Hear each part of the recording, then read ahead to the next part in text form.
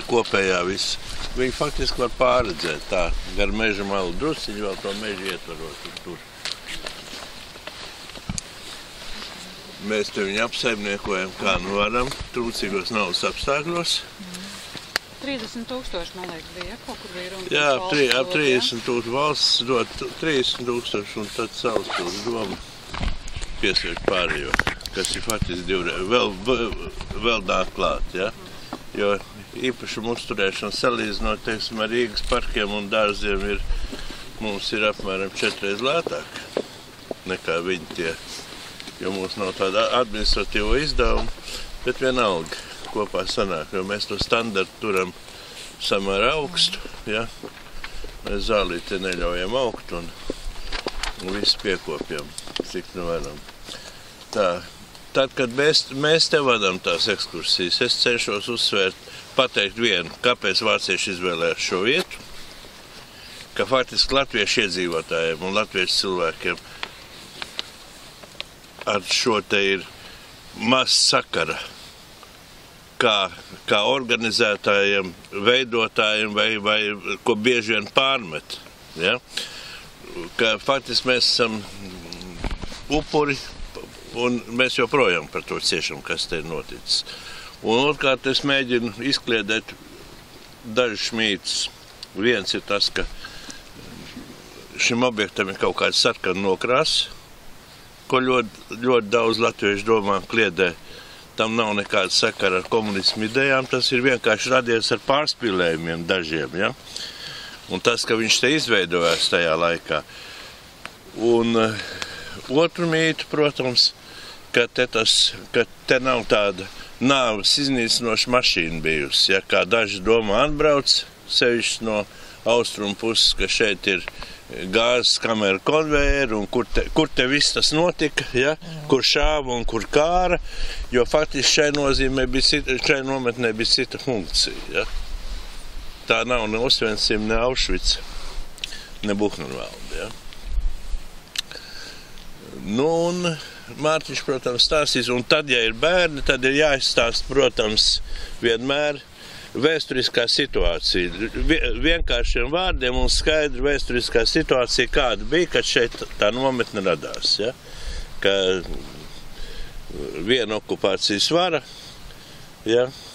Ienāca teritoriju, nomainīja otru okupācijas varu, un vācieši jau arī uzskatīja faktiski šo te par Padomju Savienības teritoriju. Okupēti austrumu. Jā. Bet tā izpratne bija tāda. Tā ir Padomju Savienība, ja? Un par daudzum arī, vai netrošiem, kad kalīgi? Daudzums ir saskrūvēts šausmīgi. Jā, daudzums ir, un viņš ir arī saprotam, kā viņš ir radies. Tos upurus vajadzēja līdzsvaru, jo līdz, ko arī, teiksim, maz runā, līdz Hruščova laikam, te jau ganījās kolhos govis, ja? Ja, un tantiņas kazām pļāva sienu gar meža malu, un nevienam to nevajadzēja. Un neviens nerunāja ne par upuriem, ne par kara gūstekļiem, kas bija tur, jo tie bija slikti, tie bija padevušies gūstā slikti karojuši, ne par upuriem šeit. Un tad, kad Hruščovs atvēra vārtus uz Gulagu, un kad sākās tās staļģismu šausmas, atklājās, ja? Tad vajadzēja šo te līdzsvaru. Un tādēļ politbirojas pieņēma lēmumu 3 vietās Padomju Savienības teritorijā izveidot šīs te, piemiņas atceres vietas.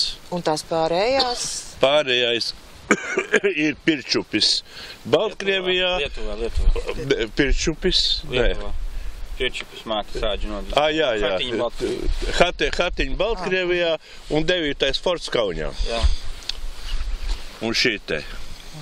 Nu, šie izvērtās, protams, tās ieceres tēlniekiem un arhitektiem te ilgi lauza galvas par to konceptu, kā veidot. Izveidojās viņš labs, viņš ir absolūti tipisks un pārliecinošs totalitārā laika mākslas piemineklis, tādēļ viņš ir arī kultūras kanonā, tādēļ šeit brauc mācīties dāņi, skulptūri, tēlnieki, ja, brauc Vācijas arhitekti un tēlnieki, tad, kad viņi iziet kursus par totalitārā laika monumentālo mākslu, jo šeit ir ļoti izcils piemērs tam. Ļoti izcils piemērs. Un Mārtiņš jums stāstīs, kas te notika. Un tad, kad karš beidzās, tad te bija vācu kara gūstekņu nometne, un tur pie tās mājas ir vācu kara kapie. Jūs iesiet uz tur, es nezinu, vai jūs iesiet. Ja iesiet, jā. Mums jau jāredz maksimāli vairāk. Jā. Un tad es vēl tikai par tiem vāciešiem pateikšu, ka vācieši ir starpvalstu līgums par Otrā pasaules kara vācu kapu uzturēšanu. Visas tās teritorijas, kur ir kapi, tās ir nodotas, zemes ir nodotas Vācijas Federatīvai Republikai, beztermiņa nomā. Un vācieši arī gan ierīko, gan arī uztur, bet ne par valsts naudu. Bet viņiem ir tāda kara biedrība, ja? To piemiņas kritušo biedrība, kur viņi ziedo šos līdzekļus. Tas ir bijušie frontinieki vai viņu ģimenes. Un tie, kuri negrib naudu ziedot, tie brauc paši iekārtot un pastrādāt. Mums tos kapus kārtoja, tad bija brigāde no Vācijas, tur bija 4 pulkveži un 1 ģenerāls. Vecs vīrs, jā.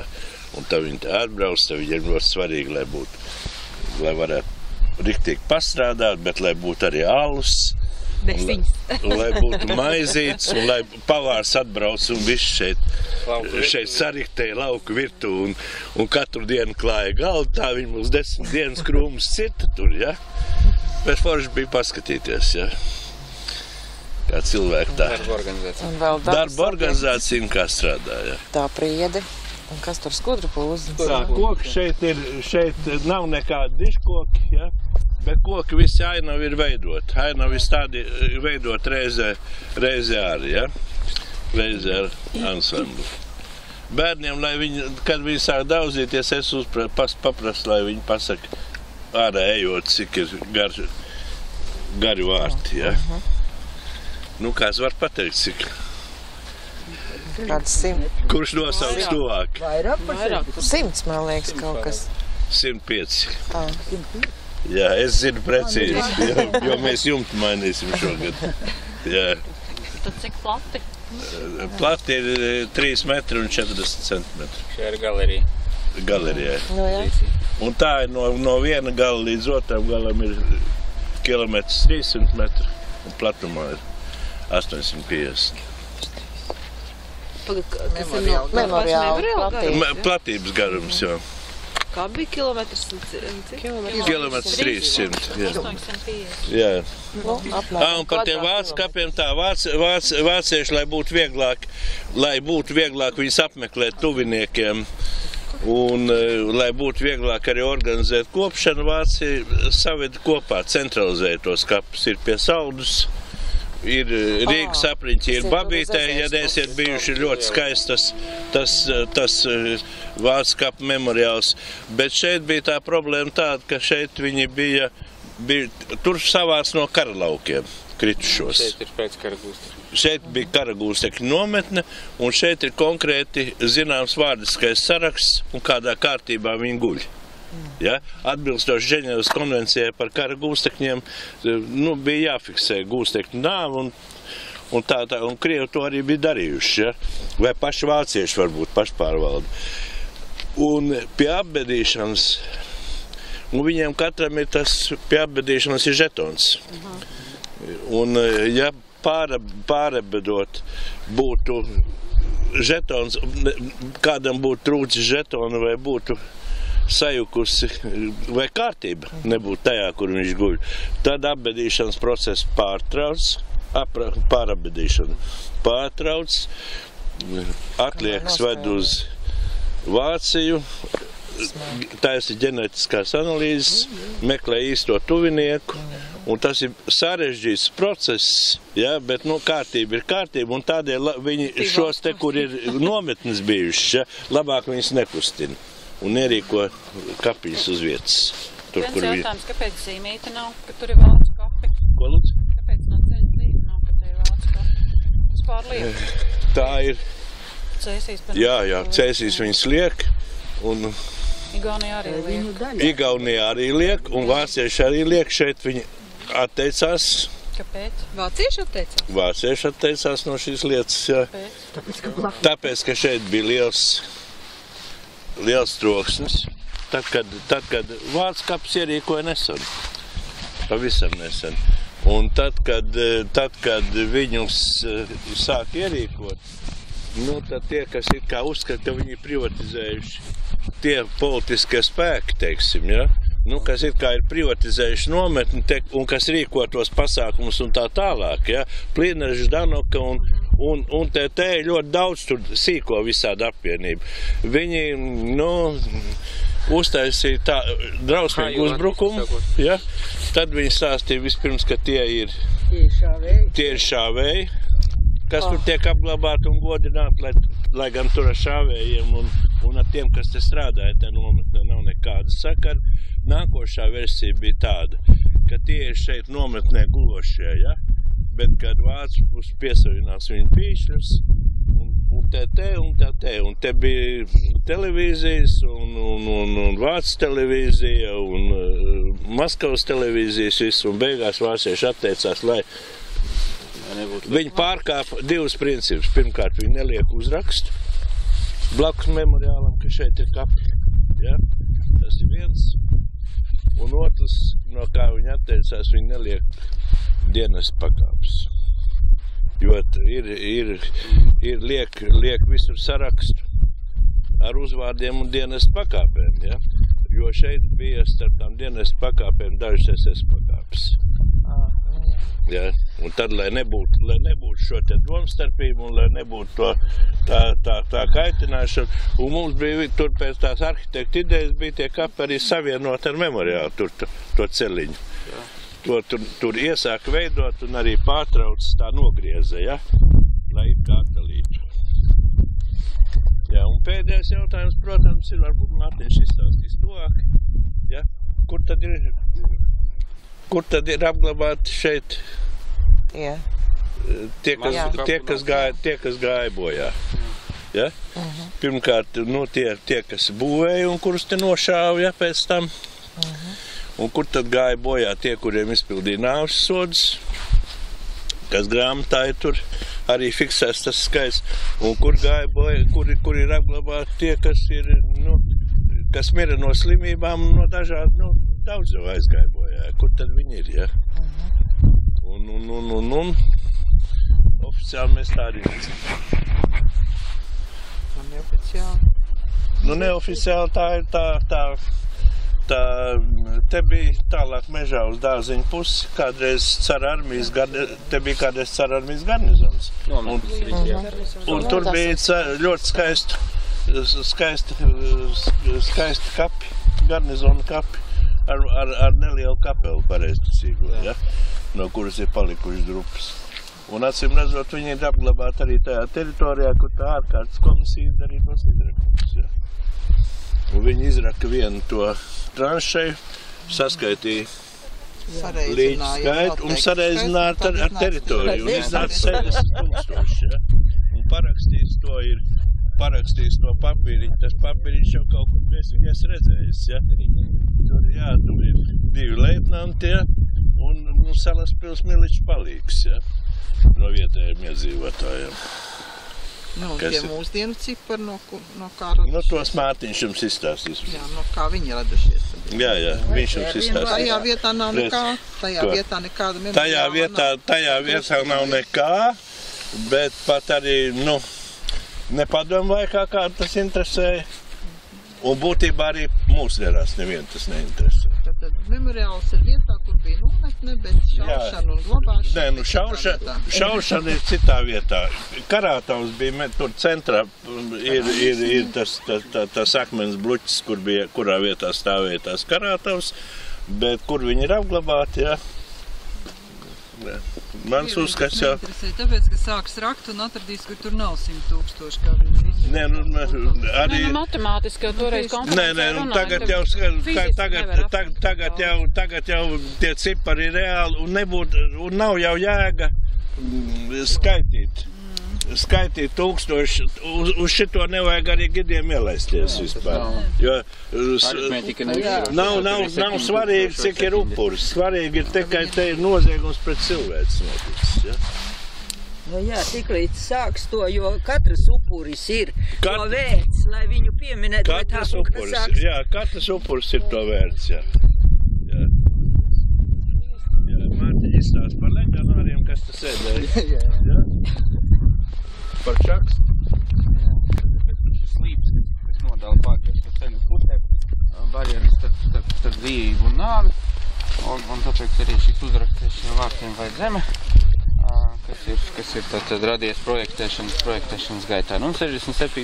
gadā atklāja, tad nākamā gadā būs 50 gadi, autoru kolektīvs, kurš faktiski realizēja ideju, kas tika izstrādāta pieminekļu konkursā sākot ar 59. gadu.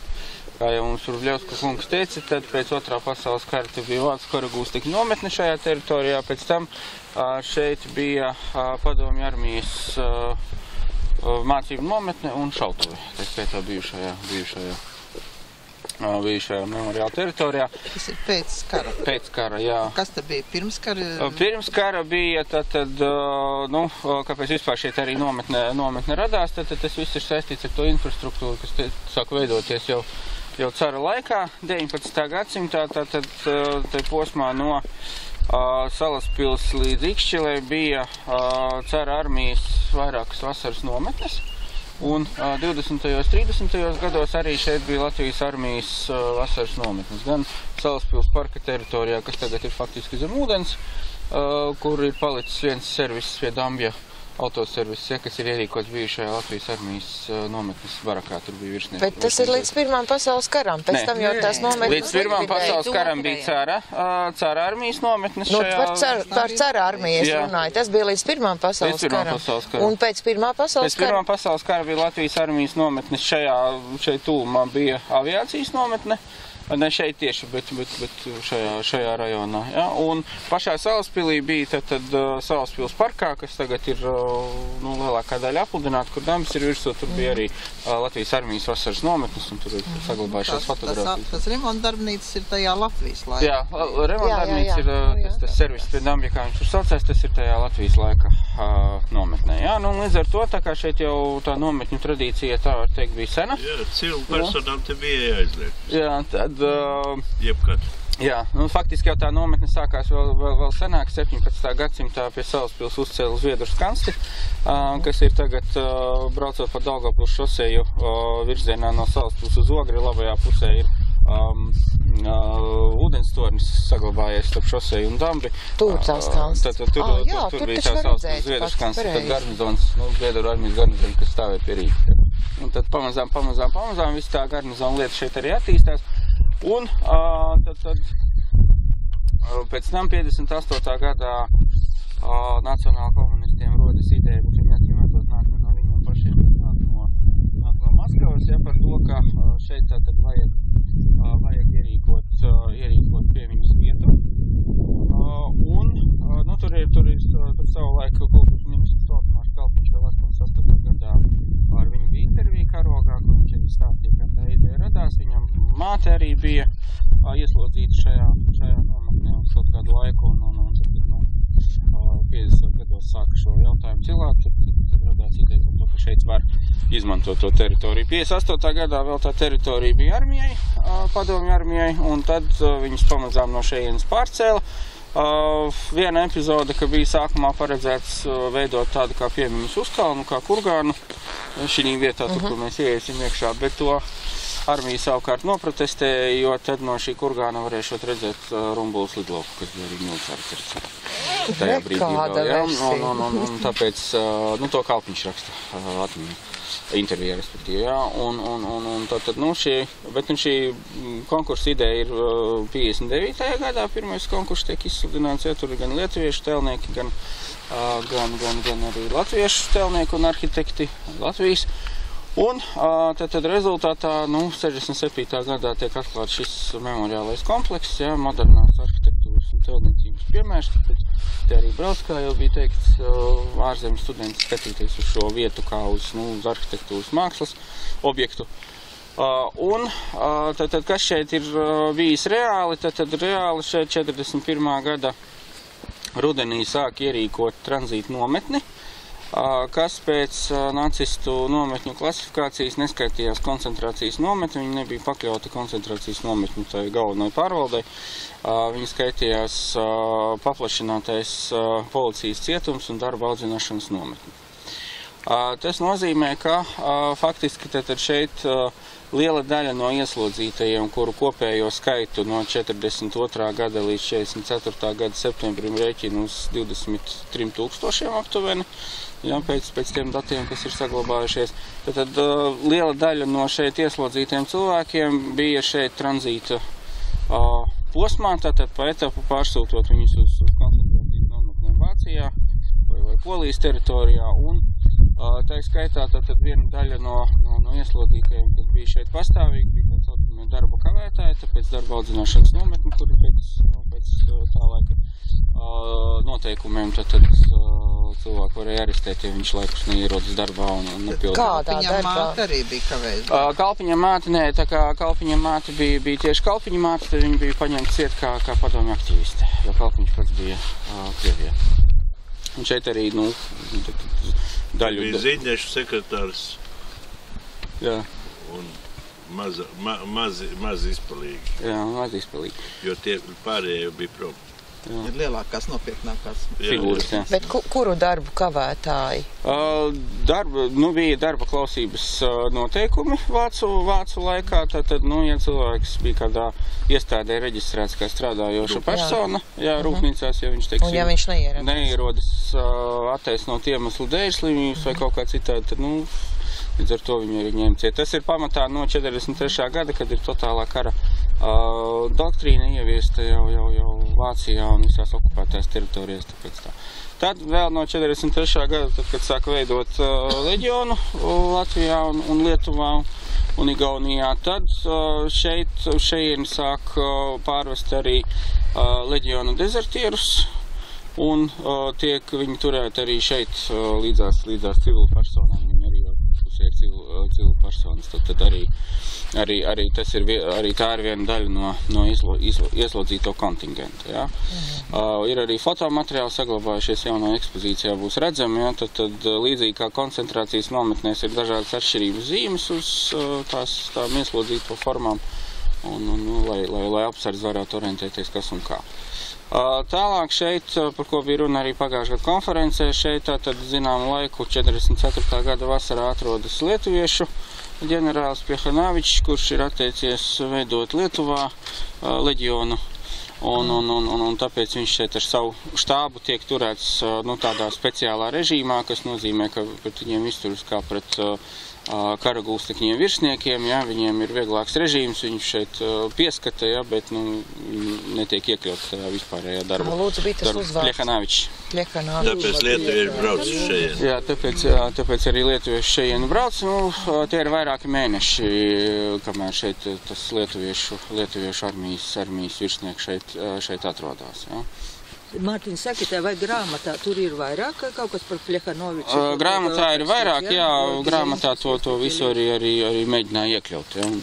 Par čakstu pasaka. Par čakstu, jā. Un tad arī, kad ir Nacionālā pretestības kustība Latvijas centrālā padome 43. gadā izveidota, jā, un kas gala rezultātā tad šie Nacionālās padomes vadītāji tiek apcietināti nodevības rezultātā, kurieši iekrīt, kurš tad veido šos sakarus starp Zviedriju un Nacionālo un Centrālo padomu šeit. Tad šeit zināmu laiku un arī kā tranzīta ieslodzītais šeit atrodas Konstantīns Čakste, kur pēc tam pārvieto uz Vāciju, un kur viņš arī 45. gada pavasarī iet bojā pārgājienā no Štuthofas uz citu nometni. Padomju laikā tad tie skaitļi, ko var atrast literatūrā publicētie, sasniedz 150 000 bojā gājušo. Tur ir tā viltīgi uzrakstīts, ka dažos avotos tiek rakstīts, ka 150 000 Salaspils nometnē ar filiālēm, dažos avotos vienkārši, ka Salaspilī 150 000. No kā tas skaitlis ir radies? Tas skaitlis, viens par to ekshumāciju un par to līķu aprēķināšanu, par ko bija arī runāšana, mirušo skaitu aprēķināšanu, par ko bija arī runa pagājušajā gadā konferencē, kur arī Baltkrievu kolēģi stāstīja, kā šī metodika tika izmantot savulaik Baltkrievijā, sareizinot teritoriju un tad tur vairākos stāvos mēģinot konstatēt, cik ir dziļi apbedījumi. Šis skaitlis ir, visticamāk saskrūvēts. Kāpēc ir piebilde ar filiālēm? Tāpēc, ka tur tika ieskaitīti klāt padomju kara gūstekņi, kur ir tātad arī piemineklis, kas ir atklāts 69. gadā. Toreiz, kad projektēja šo memoriālu, tad tas tika, vismaz Ivars Strautmanis un Gunārs Asars rakstīja, ka tas ir kā daļa no šī piemiņas kompleksa. Padomju karagūstekņus tad te ievieto, Salaspili ievieto, ne šeit, bet tajā karagūstekņu nometnē ievieto jau 41. gada rudenī, tā kad sākās faktiski septembris, oktobris. Un lielākā daļa no viņiem tur aiziet bojā, jo tur nav vispār nekādas infrastruktūras, tur ir līdzena vieta un iežogota teritorija, ne baraku, nekā. Un arī nav, protams, nekādas ne medicīniskās aprūpes, ne pārtikas, nekā tam līdzīgi. Lielākā daļa no gūstekņiem ir bojā 41. 42. gada ziemā. Un tie, kas paliek dzīvi, tos pēc tam sadala vietējiem zemniekiem pa mājām, kā darba spēku. Ja? No turienes arī dala, bet no šejienes No šejienes bērnus. Ja? Tad bet nekā darba spēku. Jā, bet nekā darba spēku. Tas, kas parādās propagandas tekstos, kā buģiem atdeva bērnus eksploatācijai, ja? Tas ir arī kāds no tās pašas sērijas. Ja? Tad tā ir cita nometne, tā ir pakļauta pārvaldē militārai, un tas ir saucamais štalaks no vācu valodas, ja? Tad štamlāga ir gūstekņu nometne, ja? Un tas ir cits atsevišķs stāsts. Ja? Bet padomu laikā tur bojā gājušo skaitu arī neviens precīzi nezina, jo tur arī ir atrastas kādas tranšējas ar bojā gājušajiem pēc otrā pasaules kara, bet tur ir bijuši vietējās Budeskalna padomju saimniecības lauki, un līdz ar to viss tā... Tagad tur ir mājas uzbūvēts. Tagad ir uzbūvēts mājas starp, tai vietā, jā. Tas jaunais, jā. Tur, kur jau, padomju saimniecība ara zemi no 48. līdz 88. gadam, jā. Sakiet jautājums, jūs nedomājat mainīt angļu valodā informāciju, jo Googlā, cik es lasu, es esmu gits angļu valodā, jau manējiem ir pilnīgi pārliecinoša informācija ar visiem šiem... Gribu jau, līdz ar to tad arī. Ir angļu kopsavilkums šai grāmatai, kur ir tie skaitļi, kurus reāli ir iespējams fiksēt un pierādīt, tāpēc, ka problēma ar Salaspils nometni ir tāda, arhīva nav. Nav nometnes dokumentācijas, kas ir iznīcināta, tad atkāpjoties un likvidējot šo teritoriju, līdz ar to... Daži saka, ka tomēr ir. Neiburgs ar Kangeri raka, teiksim, vācu arhīvus, ja, un viņi tur tiešām ir maksimāli izdarījuši, ko bija iespējams izdarīt. Pašas nometnes dokumentācijas nav, ir netiešā informācija, kas nozīmē saraksti starp dažādām nacistu iestādēm par cilvēku tranzītu, transportēšanu etapiem, kur ir pieminēta Salaspils un kas dod iespēju kaut ko zināmā mērā aprēķināt. Tad bojā gājušo skaits ir maksimāli, un tāpēc arī tie dati, kas ir grāmatā, viņas vārstās starp maksimāli un mazāku skaitu, jā. Tad bojā gājušo skaits maksimāli šajā vietā ir 7000. Tas ir ieskaitot cilvēkus, kas šo nometni cēla, kas ir no Reiha transportētie ebreji 41. gada beigās, kuri šeit nometni uzbūvē ar barakām, ar centrālo sargu torni un ar vispārējo, un pēc tam, kā kungs viņi arī tiek šeit nogalināti. Ja? Un pēc tam tie cilvēki, kas ienāk šeit jau ar 42. gadu, viņi ienāk jau tur, kur ir uzbūvēti nometni. Viņi tika atvesti ar visām ģimenēm, es atvainojos, ka protams. Viņi tika atvesti ebreji. Tās sievas un bērni tika novietoti Maskavas Forštads geto. Rīgas geto, jā, liela. Tad tur sākās nesaprašanās, tur arī ebreji strīdējās savā starpā starp vietējiem un atbraucējiem, un tiem, kas strādāja, tiem teica, ka viņi būvē priekš savām ģimenēm arī, ka viņi dzīvos, ja, tā kā pabeigs. Lai gan faktiski viņus pirmos aizved uz Rumbu.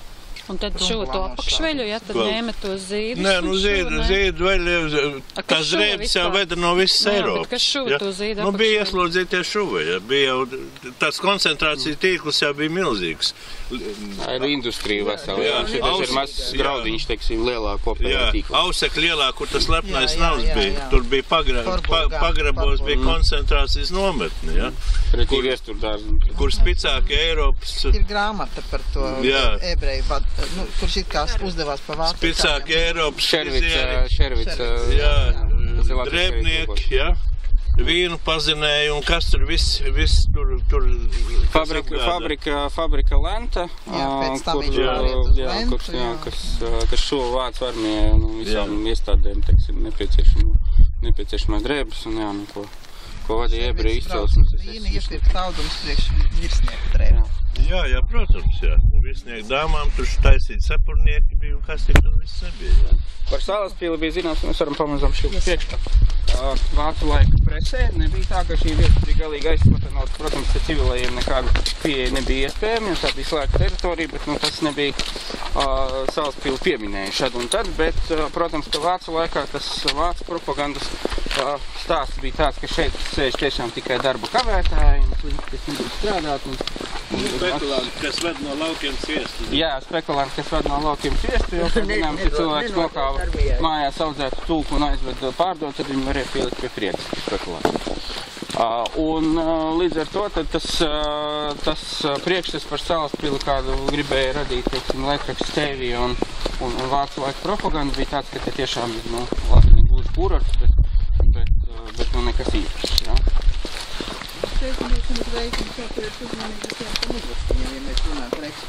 Jā, tad nu, uzraksts ir simbolisks, jā, barjeras starp dzīvību un nāvi, tāpēc viņi arī ir kā šlagbaums tādā puspaceltā veidā, jā, kas krīt tev uz galvas, tad, kad tu eji cauri, jā, tad ir arī tas efekts. Tiklīdz mēs pienākam šeit, tad var dzirdēt neko nedzird nekad tur. Tā ir fokusēta skaņa tikai šeit, kad mēs ienākam jau. Uz savādi, ka ļoti daudz arī Latvijas iedzīvotāji, kas brauc, kas ir bijuši bērnībā, un saka, kur jūs likāt mūžīgu uguni? Jā, nekad nav bijusi. Nekad nav bijusi. Tā aizstāja metronoms, ja? Tā ir faktiski cilvēki sirdspūksti ierakstīt. Tie ir autentiski sirdspūksti, ko ierakstīt Rediņas slimnīcā, tad, kad projektēja Jā, un tā, kad sagāja Grīstē, tad mums doktors Ērglis ierakstīja arī. Viņš teica, atradām vienu 40-gadīgi rīti. Pats, jā? Jā, un ierakstījām tā, lai viss ir tā, kā bija. Tas ir ļoti, Jā, pagāja gadskaitlis 44. gads. Gadskaitlis ir, jāsaka, garām. Tad gadskaitlis ir pielāgots 12. oktobrs gadskaitlis, ne, bet datums ir pielāgots Rīgas atbrīvošanai 13. Faktiski tajā septembra beigās viss ir nodedzināts un Jau karagūstekļi sēž iekšā vācu. Jā, un jau karagūstekļi sēž iekšā. Tad viņi sēdēja iekšā, viss bija nodedzināts. Viss jau nebija. Ir saglabājušās fotogrāfijas, jā, kur ir daži saimniecības ēkas, pamatā no Varakām ir tikai Skursteņi. Nometnes centrā ir palicis tas ūdenstornis, kur bija augšā ložmetē līdz, kas pārauga visu teritoriju, jā, un pa malām ir palikušas dažas saimniecības ēkas. Jā. Tās atzīmes, kas ir šeit sienā, tās ir dienas. Nometnes dibināšanas līdz šim 44. gadu 12. Pilnīgi visas dienas. Jā, tas tā kā bērniņi gaida brīvdienas, vai ne? Jāskatās. pa nedēļām. Jā, ir viss precīzi. Mēs esam pārskatījuši. Tad cik tur ir svītriņas? Es no galvas nepateikšu, ir grāmata Padomju Latvijas memoriāli ansamblis Strautmaņa Nasara, tur ir iekšā. Vēl par mākslinieco ieceru. No sākuma bija piesaistīts arī uzaicināts tāds slavens tēlnieks Padomju Savienībā Ņēzvesnēs. Viņš uztaisīja arī metu. Viņš bija interesanti, kā būtu izskatījies, ja būtu realizēts. Viņam bija paredzēts šeit. Droši vien tad būtu botāniskais dārzs, tad būs strādāt. Pilnīgi līdzens viršu lauks, nekas vairāk ziedoši virši. Un no virsiem nāk ārā no zemes nāk tie tēli dažādi. Kaut kas ir palicis no tā, tāpēc, ka virs šeit nav, bet tēlis stāv uz zemes. Un tas bija arhitektus to uzstāja, neskatoties uz tēlnieku protestiem, ka šīs figūras nedrīkst likt uz podestu. Jā, jo tad tas pazūd, ja viņas nav efektīvi, jā, bet viņām ir jānāk ārā no zemes. Ja. Tagad koki, kas ir fonā, ir izauguši, sākotnēji viņi bija kaut kur figūrē līdz pusē. Augstākā figūra centrālā ir 18 metri ar sveicienu Rot Front. Šī grupa saucās tātad Solidaritāte, tās trīs figūras. Šeit gan sākās simbolika. Rot Front, tas ir no Spānijas pilsoņu kara komunistiskais sveiciens, un tagad es atvainojos, taču es kaut ko citu atgādinu. Bet, protams, ka tajā laikā tas tika tādā veidā interpretēts. Ja, jo šīs grupas jēga, trīs centrālās figūras ir solidaritāte. Ja, ieslodzīto solidaritāti ar domu, ka tad no dažādām valstīm uz šejien tika vesti kaut kā no Reiha šeit atved tikai ebrejus, kas tika nogalināti pēc nometnes uzcelšanas. Ja. Lai būtu odziņi, tad pasakiet, ka memoriāla direktors ir dabūjis jau 3 aizrādījumus, ka viņš nav Bērzinos. No valsts pieminēt. Bērzi pie civils. Jā. Tāpēc, ka viņš ir bojā pieminekli. Bet tas ir iestādīts, tā ir daļa no... Jā, viņš bija daļa, viņi saka tās, ņemiet ārā un stādiet jaunu, nelielu, ja? Daļa no šīs te kompozīcijas, tā figūra saucās pazemotā. Kaut kā roka redzēt. Tā arī bija domāta. Par tām skulpturālajām grupām jūs atsūtīsiet mums kaut kādu informāciju, ja tā tuvāk. Jā, tas ir svarīgi. Tur ir atspēdušies 2 cilvēki kopā. Tur ir sieviete, māte ar 2 bērniem. Nē, tur bet tur vēl ir... Centrālajā? Jā, tam vienam no vīrietiem uz pleca ir kas jums kopā. Mums ir vēl viena problēma, mums apmeklētā nāk ar mīkstām rotaļlietām, tas triks sākās pēc princeses Diānas. Ziniet, kad parādījās televīzijā, kā tur nes, tad mums nāk ar tām rotaļlietām, tur ir, kur bērnu baraks. Tur viņi liek, tad mēs pa kluso bāžam maisos un vedam uz getliņiem. Ko citu darīs, ja? Bet, tas tā, kādu laiku mēs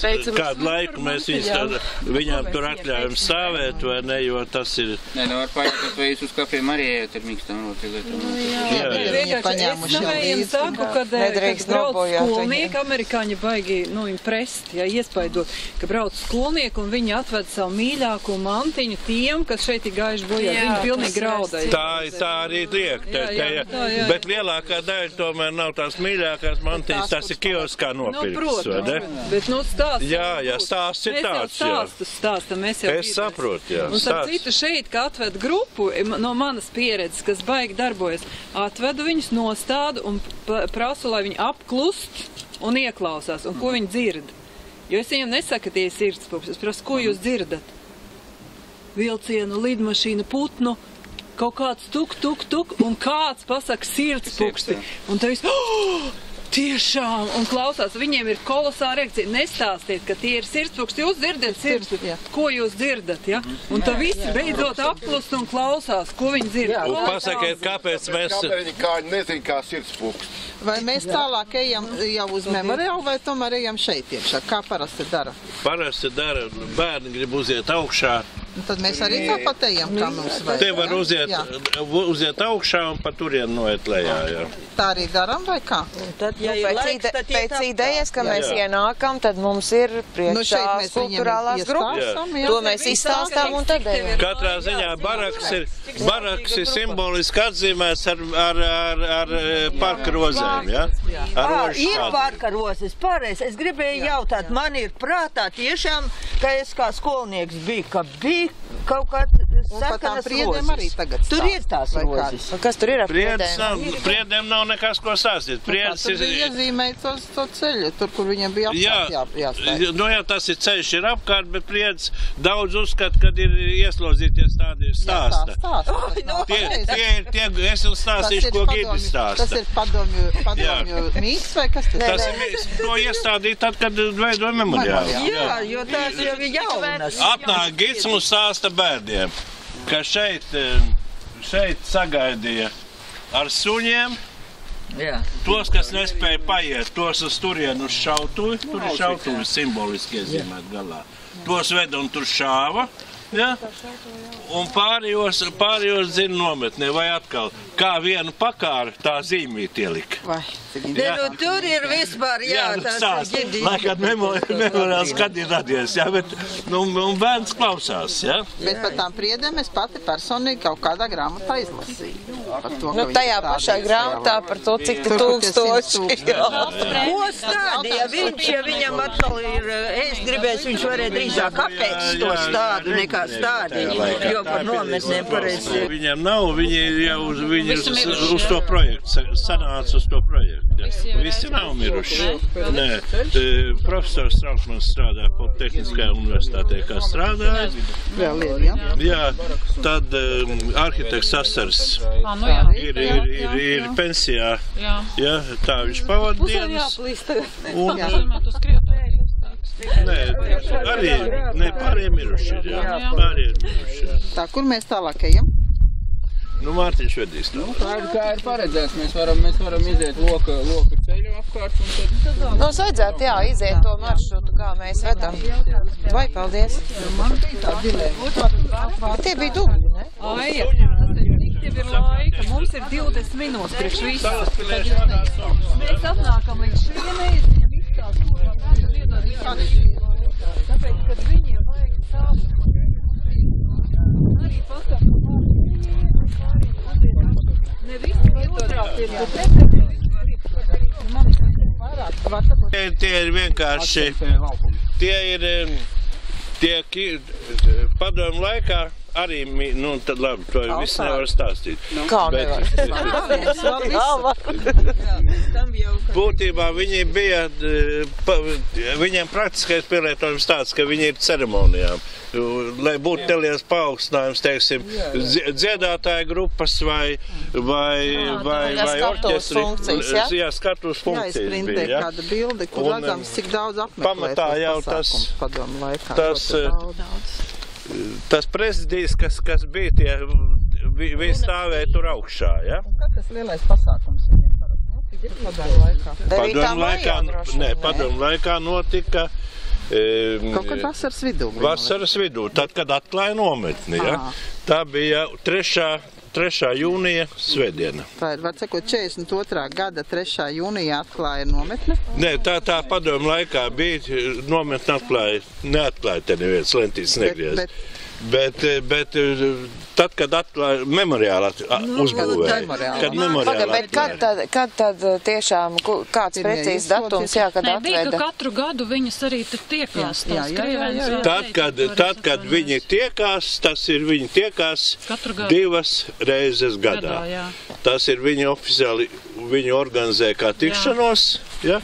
Lai gan, nu, to, kas te ir bijuši, paliek ar vien mazāk, un viņas te atved ratiņos, tie ir tie, kas bērni, kas šeit bija, ja? Jo tā bija nometne, kurā bija arī atsevišķi bērns. Tas Baltkrievi, ja, pēc tām akcijām. Baltkrievi, latgalieši un tie, kas slēp tos partizānus. Kas dzīvoja sāģās gar dzelzceļu, un tad vācieši taisīja nāves zonu, jo tur spridzināja dzelzceļu mūžīgi. Un atbrīvoja no civili iedzīvotāju kilometru uz vienu pusi un kilometru uz otru pusi. Tiem dzelzceļiem, kas gāja uz fronti, ja, caur partizāņu rajoniem.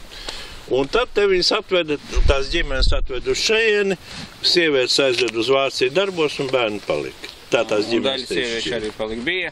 Bija tā saucamās pretpartizānu akcijas 42. 43. gadā. Baltkrievijā ar pēdiņām skaistiem nosaukumiem Ziemas burvība un vasaras ceļojums, kas bija Latgalē, ja?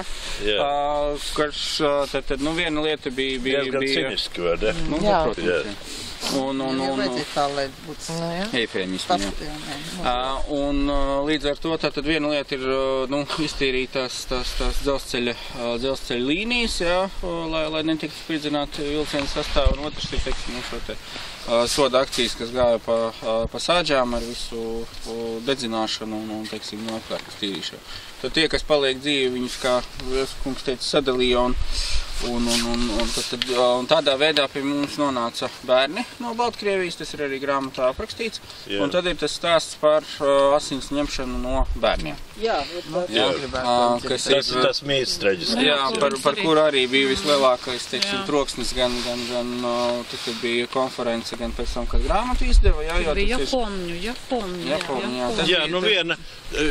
Konferencē jūs jau dzirdējāt. Un viena jau ir, katru gadu es dzirdu to stāstu. Bet tad kuri datumi ir tie, kad viņas te nāk? Kad viņi tiek, pirmais datums ir 11. aprīlis, kad ir starptautiskā nometņu nacismu upuru diena. Piemiņas diena. Viņa ir, tad viņa nāk, un otrs ir, viņa nāk 3. septembris svētdiena, kad ir tā tikšanās, un ko viņi piemēro tad, kad nometni tika atbrīvot. Bet kad precīzi atklāja to nometni? Nometni vai memoriālu? Nometni. Sāka celt tātad 41. gada rudenī, un atklāja pirmie ieslodzītie, laikam ir 42. gada februārs marts. 42. gada februārs tad tikai? Jā. Un tā bija šausmīgi augsta ziema. Jā. Tā bija šausmīgi augsta ziema. Un tie Dienvidu Eiropas ebreji bija atbraukuši plānās Jaciņās, un te viņi tā kā mušas, ziniet, krita, Nu, tad kā tad bija to bērnu, to asins ņemšanu? Jā, tā versija, kas ir padomju laikā gan atmiņu krājumos publicētos, gan arī oficiālos izdevumos, ir tā, ka šeit tātad notika eksperimenti ar bērniem, šeit tika ņemtas asinis Vācu armijas vajadzībām un tam līdzīgi, jā. Kolēģi, kas sāka rakstīt grāmatu, viņi sāka šo tēmu apšaubīt un par to visvairāk dabūja pa galvu. Tāpēc, ka tas, kas ir zināms no bijušo ieslodzīto atmiņām, no bērniem, viņi atcerās, ka no viņiem kaut kādas asinis ir ņemtas un ka, ir tā... No pirksta. Mamma teica, Mamma teica, tas ir viens variants, jā, bet ir arī cilvēki, kas atcerās, ka viņiem tiešām kaut kādas asinis ir ņemtas. Jautājums ir par to. Nevis par to, vai asinis ņēma vai neņēma, bet kam ņēma, kāpēc ņēma, jā, un ar kādu mērķi, jā.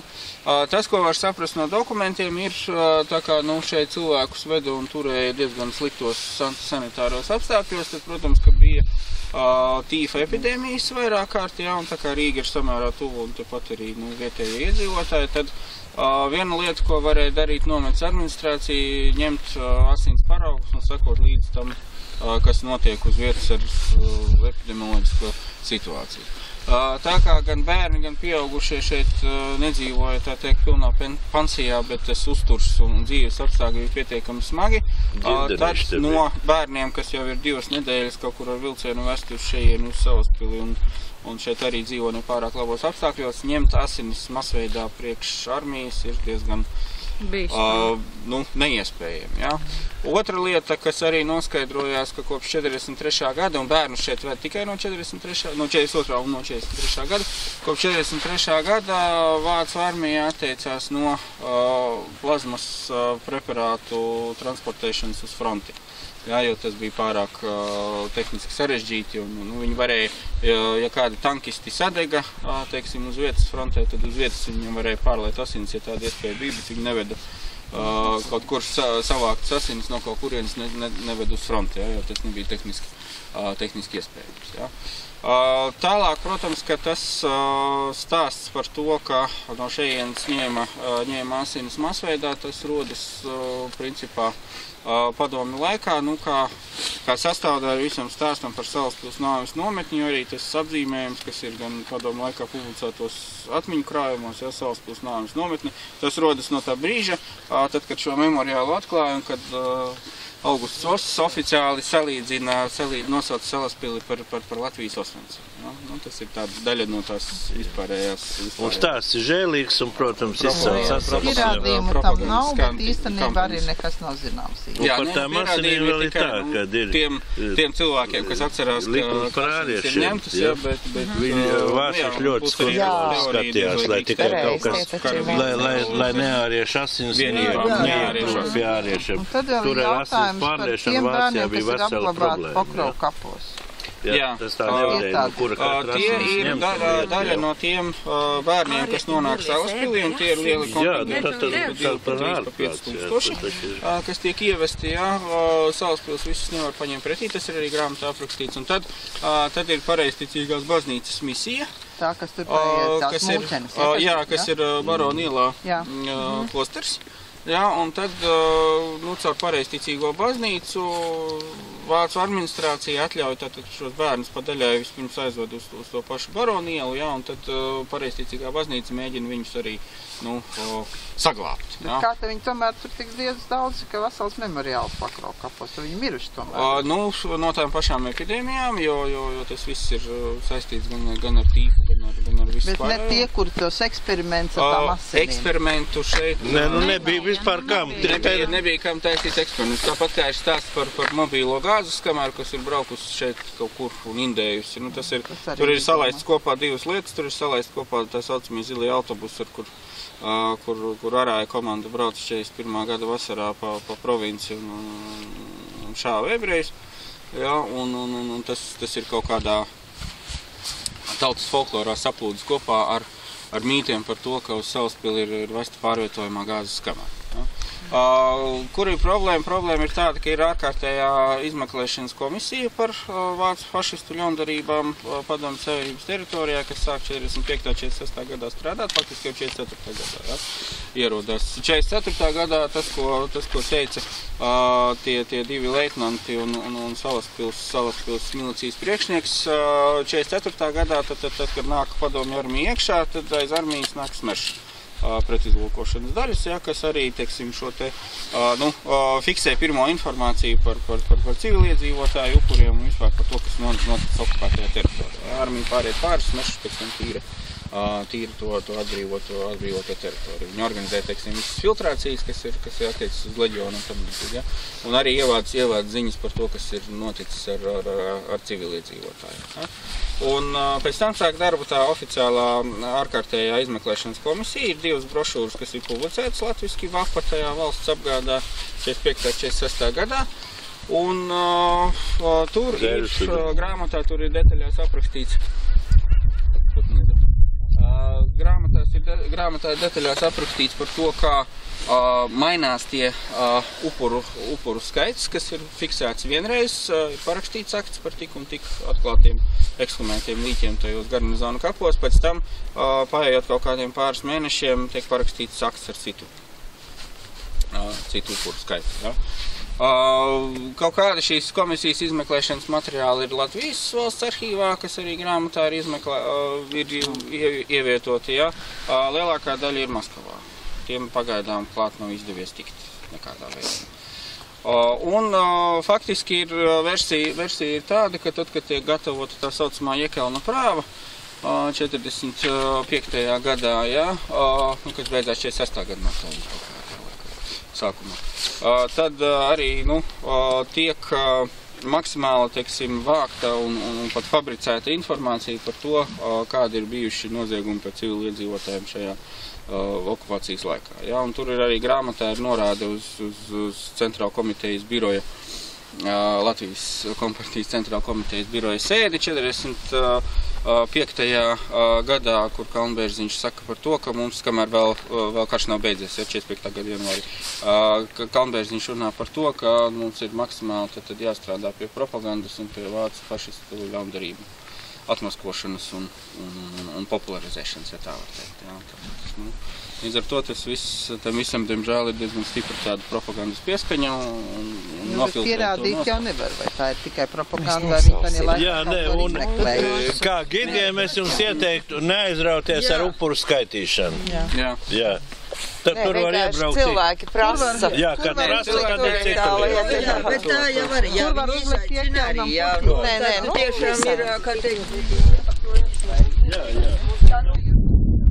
Pārējie bija militāristi, pārējie bija armijas, pulkvežu ģenerāļi, jā, un kuriem nebija pēc būtības nekāda sakara ar civilu iedzīvotāju slēpšanām ieņemam.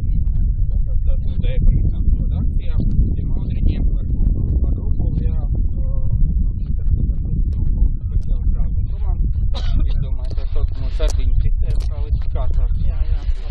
Sardiņu sistēma, jā? Jā, tā bija tā. Tā, kur tad tās karātavas? Karātavas šķiet.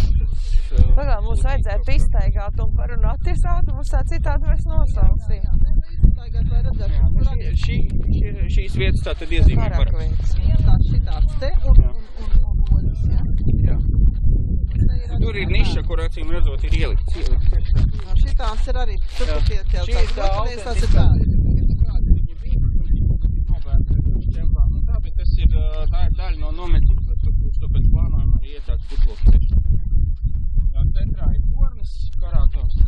Tornis ir bijis tieši šitā laukā. Tornis ir, jā, kaut kur starp skulptūru nesalaustais un skulptūru pazemot.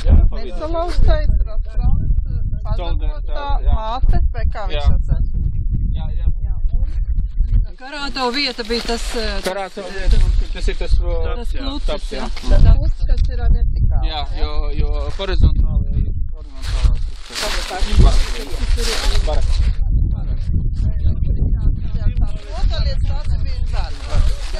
Nē, bērni. Bet te ir visur salikts tās rotālietas malētas.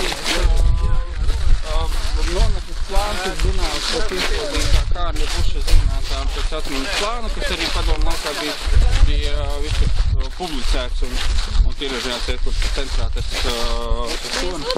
Jā, bija ieslodzīts, viņš pēc kara bija dzīves un arī pēc viņa tā stāstījumu veidot. Stāvoklis ir nevainojams. Dzelzbetona konstrukcija. Jānomaina būtu plāksnes. Tās plāksnes būtu jānomaina. Betāns ir bojās? Nē, un viņa arī ar sūnām ir, un mēs tā kā bijām gatavi arī viņu tīrīt, bet, teiksim, autori un valsts pieminiektu aizsardzības inspekcija saka, ka to patenāciju vajag taisni atstāt, lai viņi nav tādi valsts. Jo, redziet, mēs notīrījām tur pie ieejas to uzrakstu, kad brauc iekšā, ja? Nu, šoseis malā, ja? To betonu. Jā, un viņš izskatās tik tagad tāds tik jās. Jā. Balts, ja? Viena sirds ir āmurīša. Jā, nu ir zvaigzne tajā 40. Var saprast citādi, jā. Ir tam 44. gadam zvaigzne, kas noslēdz, ka stāvēšana, kuras ir īvienīgi. Tur ir melnajās dienās. Nu jā, uz vārtiem. Nē, tas ir. Politiši nolikt malā. Viņi arī saprast to propagandas kontekstu, kā tas tiek darīts, un es domāju, ka viņi izvairīt. Iervaldes birze, ja? Viņi bija Latvijas Universitātes komjaunas organizācija sastāvē 40. gadā. Ko? Viņi bija politiskie iestādi. Jā, Velc mūs uz priekšu, citādi mēs te līdz vakaram paliksim. Tā kā uz tirgošanu un vismaz mums būtu viens eksemplārs, varbūt, ja kādam gidam nav, mēs varam sakupēt. Sākam par šito. Jā. No politieslodzītiem te bija diezgan daudz studenti, kuri bija komjaunieši ar kreisajām idejām. Jā, vēl tas, ka tiešām arī kreiso ideju atbalstītājs. Bija pilni, un kad bija 40. gadā iestājušies komjaunatnē, ja? Un tā viņi bija šeit. Un ja prasa to, vai latvieši te stāvēja, vai piedalījās šaušanās vai kaut ko, tad es vienmēr pasaku tā, ka jā, bija, ja, bet tie bija nedaudz. Un Ulmans turēja tā vienkārši runājot, ja, no politieslodzītājiem cietumā komunistus un fašistus. Divas lietas, ja. 40. gadā komunistus izlaida ārā, ja, padomju vara, bet fašists palika cietumā. ienāca vācieši, izlaida fašists, tas bija Arāja komandas kodols. Kur sāk? Iesim uz priekšu runājot. Loģiski, jā. Arāja komanda bija mūžīgie studenti. Studijas nebeiguši, izglītību neieguvuši un teiksim, par Arāja komandas sastāvu ir atsevišķi raksturīti Vīksnē Vēstures institūta žurnālā, kur ir pēc tiem tiesas prāva materiāliem, kurus tiesāja pēc kara padomju laikā, ja, par būšanu policijas bataljonos un Arāja komandā. Tur ir viņu sociālais sastāvs, izglītība, vecums, viņi tur ir rakstīts paskaidrojums, kā viņi ir nokļuvuši šajā Arāja komandā un tam līdzīgi. Tas ir diezgan tīk. Jo nav jau par Arāja komandā jau ir izskaidrojums šis te politiskais. Grūtāk ir izskaidrot to, kad vidējais Latvijas, kad piezēries, tad ir dziesma arvien jau mazāk, ja? Šaužīdus Gaumalā, ja? Ja? Nu, jā, tā ir, jā. Stroķi ir karsti, bet žīdi nāk un nāk, ja? Un dzieda sajūsmu, ja?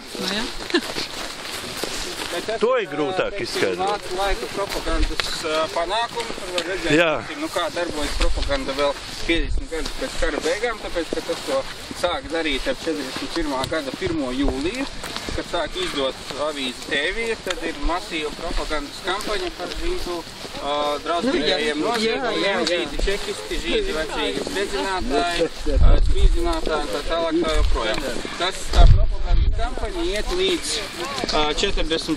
gada novembrim, proti līdz tam brīdim, kad sākas tā saucamās Rumbulas pirmās akcijas, kad sāk saskolot Rīgas geto ieslodzītos ebrejas, ja, ko ved novembrī un decembrī uz Rumbulu, un kur ir tā abas akcijas. Pēc tam, tad, kad tas ir izdarīts, tad, teiksim, nacistu propagandai vairs nav lielas intereses par to, ja, un tad var skatīties TV 42. Redzēt, kā mums kurmi cīnās. Jā. Vai tās nav ūdens? Nē, tie kurmi tīri. Mums ir tagad tā, gidiem jau var stāstīt, ja nākošajā. Ar kurmiem mums pamatā cīnās, mums ir tās probācijas dienas, ja? Simtlatnieki. Jā, tie, kas saņem soļus, un tad mūs izvēlās, mēs tam populāri starp tiem, kas inteliģents, kas saņem. Mums ir daži teātra direktori, kas ir kurmis ir līdzinājuši. Kurmi tā ir problēma. Tikai nolīdzinā, ko jūs, es domāju, kāda citu izdarījis. Jūs viņus koncentrāties nometnē šeit neiznīciniet. Tur vienmēr ir kā. Izmantoja, ko dažkārt var uzdot, jā. Viņus ar konvoju transportēja dažādiem darbiem, ceļu būvēja. Uz dažus kilometrus no šejienes ir Zeltiņu ģipša karjeras, kas tagad arī joprojām tiek izmantots. Ja, un teiksim, viņi konvoja pavadībā tika vesti tur, kur bija nepieciešams. Ja. Tas pats ir ar padomju kara gūstekņiem, kas bija pie Salaspils nometnē, kur ir vēl arī vietējo iedzīvotāju atmiņas savulaik muzejā piefiksētas. Viņus izmantoja baļķu tie pludināti leju, un kur pienāca Salaspilī, bija jāizvilkt. Iespējams, ka šo nometru sev no tiem baļķiem, ne? Vai ne tikai? Vienu daļu, jā. No kurēs tos baļķus pludināja? Nē, nu pludināšana 34. gadā jau ķegums jau bija. Ķegumam bija... Tas ir šeit būs ķegumi, jā? Nē, ķegums jau bija domāts. Kas ir atļauts? Tad tur laida cauri, jā? Bet kāpēc tas Maksimiliāns Kolbe ir šeit, jūs neziniet par to vispār, kāpēc viņš te ir? Nē, nu viņš te ir bijis upurs viens no... Nē, nav viņš upurs. Maksimiliāns Kolbe, tas ir poļu mācītājs, kas nogalināts Aušvicē. Man bija vienā amerikāņu grupā polis, kas viņš Maksimiliāns Kolbe, kāpēc? Viņš tak ne jau šeit, viņš ir Aušvicē. Jā, bet viņu uzlikusi tā vienam upurim ģimeni ir. Un tāpēc, ka viņi gribēja uzlikt. Jā, tāpēc viņi tā ir uzlikt. Jo vienkārši, es biju šokā. Es vispār nebiju varbūt, ka viņš ir tranzītā caur Salaspili līdz Aušvicē. Varbūt. Jā, to varētu tā labi. Tranzīt nomēt. Jā, bet katrā ziņā to tagad tā. ir noņemt vajadzētu, jūs saprotiet, jā. Ir roka neceļās, jā? Nē, nu kā tu... Tā to varētu interpretēt, jā, ka ir bijuši, kas tiešām no šeienes ir nonākuši. Jo viņu Aušvicē, viņam tur riktīgs stāv. Ko var izmantot, Salaspils nometnes komandants bija tāds Krauze, kurš savulaik bija arī šim te soda vienību vadītājs Ukrainā, pēc tam viņu pārcēlu uz šeieni. Krauzi nošāva kaujā ar kureliešiem ar Rubeņu bataljonu 44. gada rudenī. Un no leģionāriem, kas te sēdē, ir arī tādi, kurus pēc tam kurelis aizved uz to fronti, ja? Uz Kurzemes katlu, bet kur ar laivām pārcēlās uz Zviedriju, ja? Un Zviedrija izdeva Padomju Savienībai, un kas ir sēdējuši te. Vispirms viņi bija Salaspilī. Pēc tam viņus izpestīja, tad viņus atkal nekaroja, protams, labi, ja? Un aizbēga uz Zviedriju, un Zviedrija izdeva Padomju Savienībai, un viņi brauc uz Vorkutu. Un atsēdēja tur vēl 15 gadus. Jā. Tā Zviedru padarīšana ir kaut kā vērtējuma?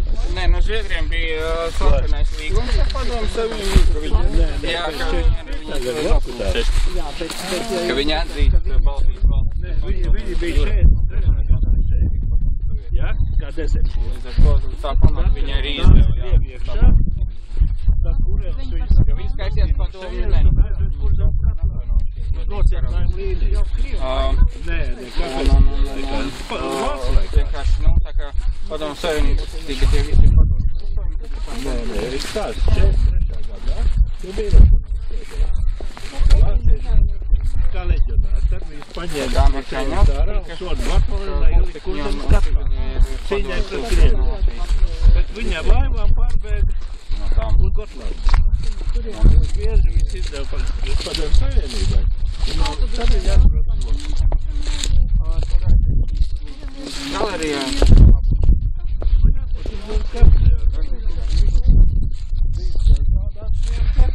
Neminot, ka tur ir ebreji, ka tie ir ebreji, kas ir nogalināti. Tad pielika Dāvida zvaigzni, stūrītī. Nu, tad vismaz, jā. Oficiāli nebūs. Jūs tur iekšā kāpsiet augšā, nē? Nu, vajadzētu. Vajag uziet, jā. Vācu kapos, Vācu kara gūstekņi 84. Kas tur ir, kādi ir, kas pa kapiem, jā? Bez uzvārdiem, bez nekā. Bez uzvārdiem. Ir arī visi uzvārdi zinām, bet par cik te bija dažas pakāpes ar SS. Un atkāpās arī sakara ar to, visur citur ir latviešu un vācu valodā tikai. Vai Krievijas teritorijā latviešu un krievu. Jā. Tad vācu vēstniecība šeit pieprasīja, lai būtu trīs valodās. Ļoti labi. Lai zina. Jā. Lai nebūtu kaut kādas spekulācijas. Lai nebūtu nekādas strīdi, jā. Tas viņa standarts, tie betona krustiņi, tie visur viņa Beļģijā ir speciāli rūpnīcas, viņa leiviņas. Un ar lāzeri uzrakstājas un atrod. Lielais ir koka. Jā, koku krusts. Jā, es teicu, ka Vācu gūstekņi tad atjaunoja dzelzceļa stacijas līniju. Jā. Nu, jā, un arī tas jau, ka te ir dažādi transporti blakus, tas bija izdevīgi, ka tā nometnes jāatrodās. Tās maģistrāles. Dzelzceļš ir Degunbilā, šosē ir Degunbilā. Jā. Kaut kur es jums varētu parādīt, kādi izskatīsies. Īstenībā, jā, būtu siltāks arī.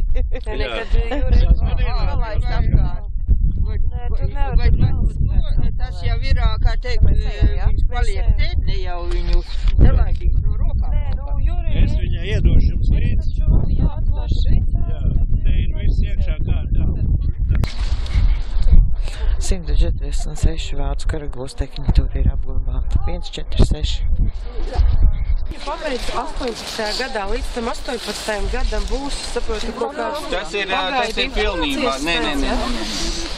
Vienkārši ekspozīcijas, tas ietver gan ekspozīciju, kas būs tur. Ekspozīcijai vajadzētu būt galerijā jau 17. gada vasaras beigās.